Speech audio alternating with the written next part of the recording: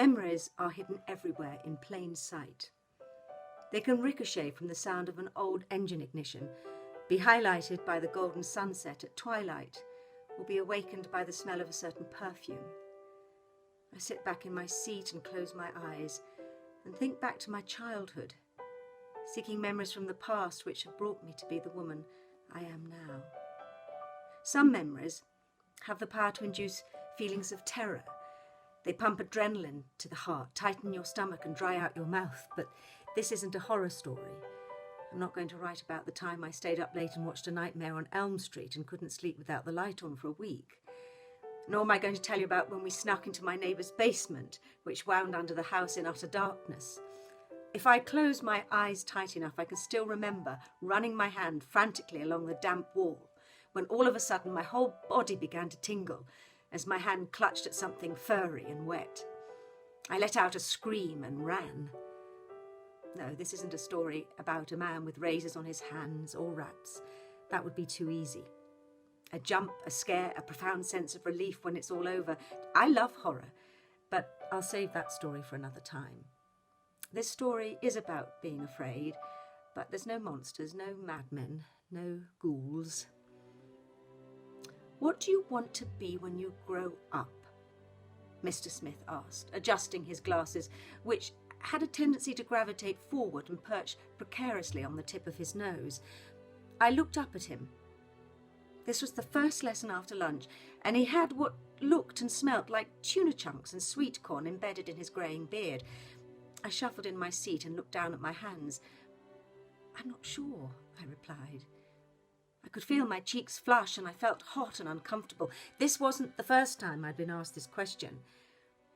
I was 16, hormonal, frustrated, and had no idea where my life was heading. I was on the cusp of adulthood and was hanging on to my youth by my fingertips. This question was loaded with weights, and each time it was asked, it grew heavier and heavier. I dug my fingers in deeper. Careers advice is vital. We want to support people to achieve their aspirations, he replied, straight out of a textbook. This is an important and crucial time for you, he continued. We want to make sure that you are fully informed, inspired, and prepared for the world of work. You need clear goals on how to fulfill your potential. I stopped listening and looked out of the window. It looked like rain. The last thing I heard him say was that I had to start thinking about my future. I realised that I hadn't brought a coat with me. It did indeed rain. That day I walked home with my twin sister. Heads down, we strode in unison. Heavy droplets bounced from every surface, and the rain fell like it meant to wash us away. I didn't tell her about the conversation I'd had with Mr. Smith. I knew she was going through the same thing. And I also knew she didn't have the answer either.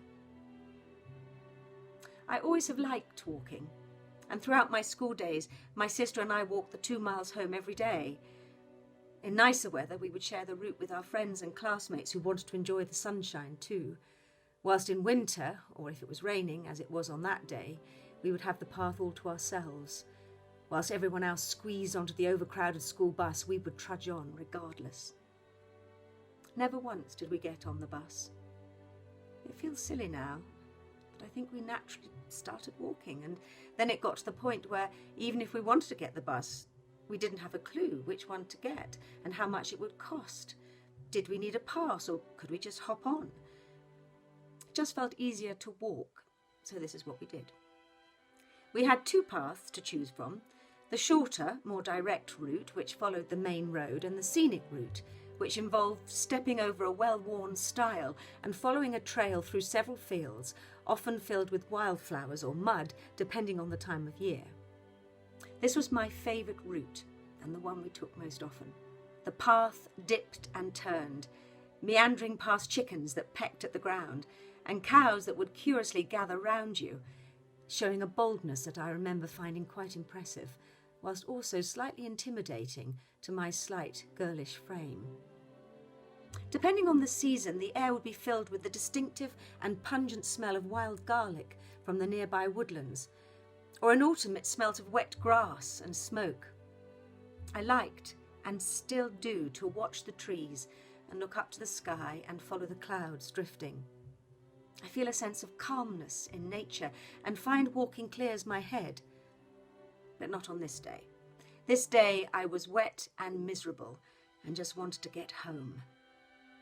We walked steadily along the road and I didn't look up at the sky once. When we got home, we peeled off our wet clothes and dried ourselves on fluffy towels. I had something to eat and then told my parents about my day. I sought guidance. I couldn't escape this question of what I was going to do or what I wanted to be, and it filled me with dread.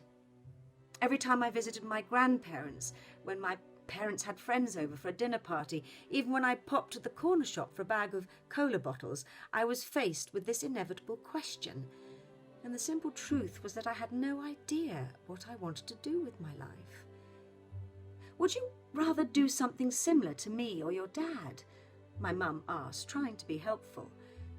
My mum was a nurse and my dad an engineer. I hated hospitals and couldn't stand the sight of blood. When my mum would come home after a shift at the hospital carrying the omnipresent smell of antiseptic, I could taste the diseases, pain, infections and agony. It was too much, and as a child I always insisted that she had a shower before coming in to tuck me goodnight. And yet maths was my weakest subject at school, and I had zero mechanical aptitude. I knew I couldn't do either.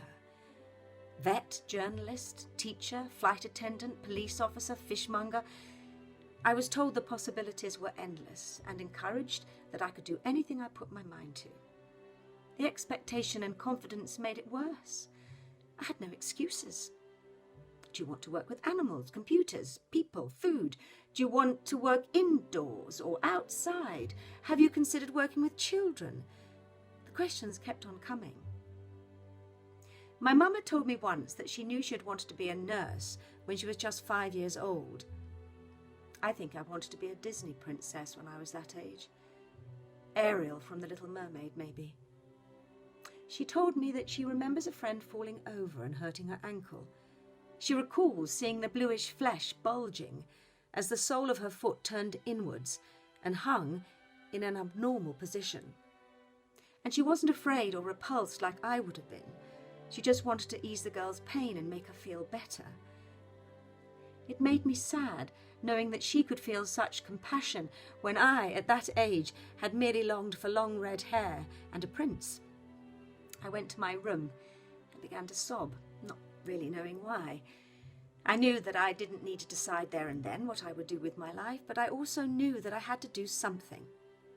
I knew that I was growing up and I felt dwarfed by the possibilities of the future. I can't pinpoint exactly when I started to feel like this.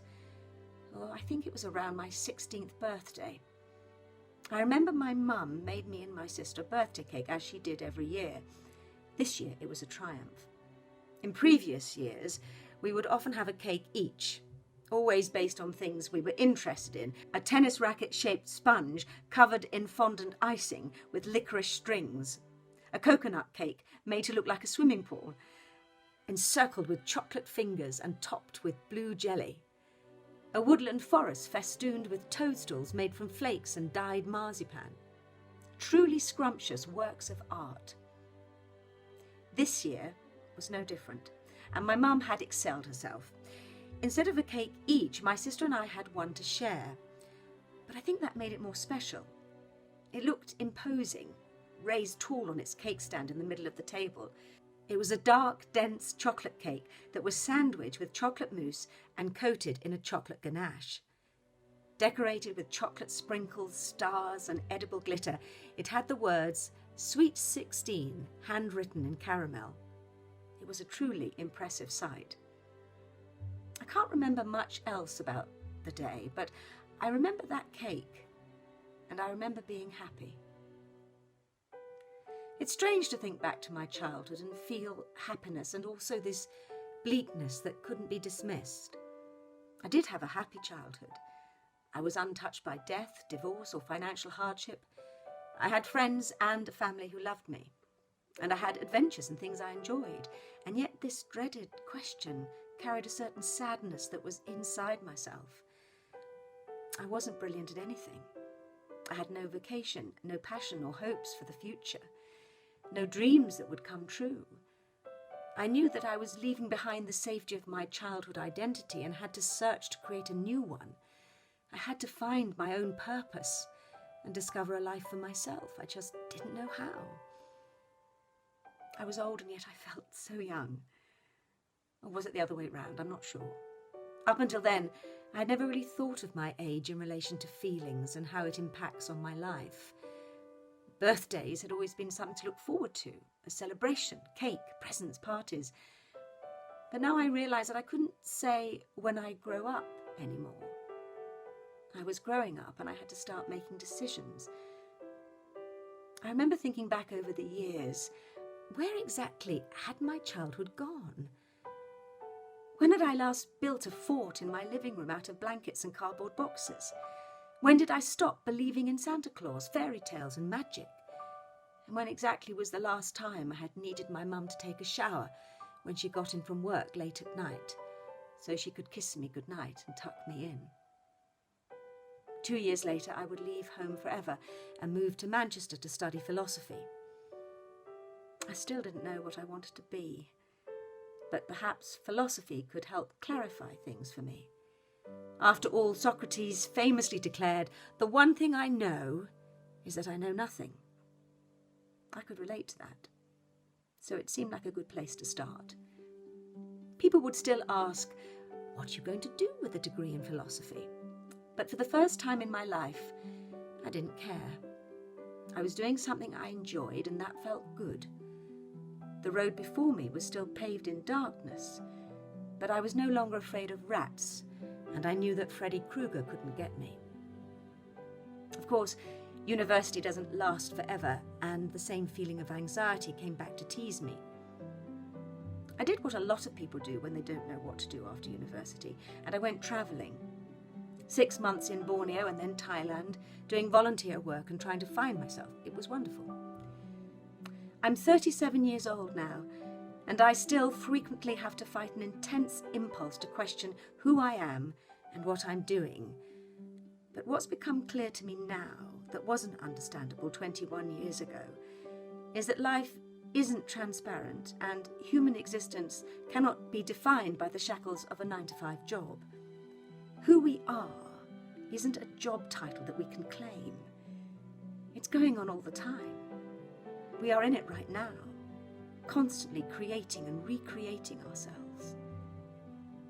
I still recoil when I visit the hairdressers or meet someone for the first time, and within minutes the small talk begins and they ask for the inevitable, "So, what do you do?" You see, I'm a lot of things, and I refuse now, as I did when I was 16, to give a clear answer, because there are no clear answers in life. I work as a project manager within social care, but I am also a lover of cinema and music. I am a passionate reader and a feminist. I am a runner and practice Pilates. Of course, I love cake. And I walk. I walk every day. And I always look up at the sky, even if it's raining. The cakes keep on coming. Each year I receive a new one for my birthday. Chocolate fudge cake, black forest gateau, red velvet cake, and for my wedding 6 years ago, my mum made a 3-tiered cake comprising of a fruit, chocolate, and an almond cake. It was autumn and was beautifully decorated with fondant leaves and roses and tied together with Hessian ribbon. A couple of months later, when I was diagnosed with breast cancer and was in hospital, I still hated the place, she brought me chocolate mousse. It was no time for cake. Cake implies a celebration and happiness. But this rich yet light and fluffy dessert was divine. You see, life doesn't always go according to plan. And whatever decisions you make, it won't be easy because life isn't easy. I've never had a roadmap to follow and show me where to go, but maybe that's okay. Maybe it's even better. Because having goals limits you to achieve only them. If you have no goals, then there are no limits. You can fly higher and higher and the whole sky is yours. For my last birthday, I received a ginger loaf. It wasn't fancy. There were no elaborate sculptures made of icing or impressive marzipan creations, no glitter, just a sticky, sugary glaze. And you know what? It was delicious. I am happy.